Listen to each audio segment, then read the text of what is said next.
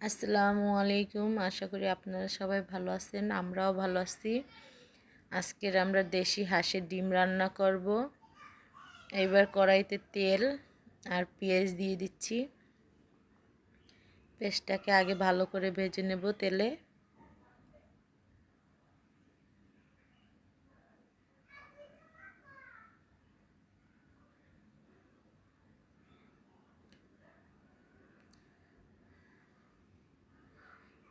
এবার দিয়ে দেব পেঁয়াজের সাথে একটু রসুন আর আদা একসাথে বেটে নিচ্ছি। ও রসুন আর আদা বাটাটা একসঙ্গে দিয়ে নেব। এটাকে খুব ভালো করে তেলের সাথে ভেজে নেব, যেন আদার গন্ধ না আসে। ভাজা হয়ে গেলে পানি দিয়ে দেব।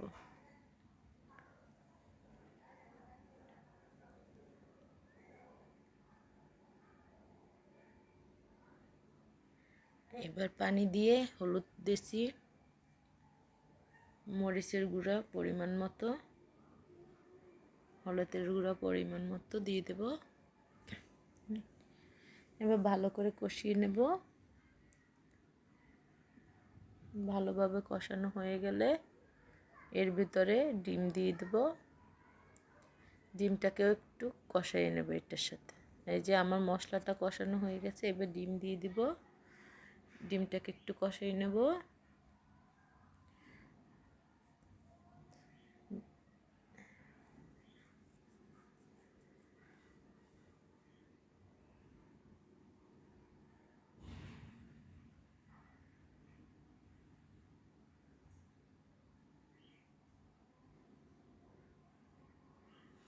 এবার একটু পানি দিয়ে দেব।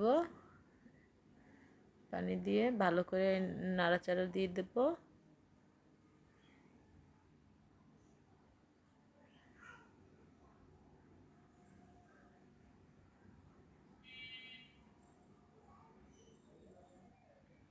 এই যে আমার ডিম রান্না করা হয়ে গেছে। এবারে জিরা গুঁড়া দিয়ে নামিয়ে নেব।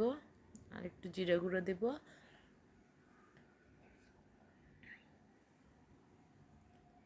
আমার রান্না শেষ। হালকা করে একটু নেড়ে দেব।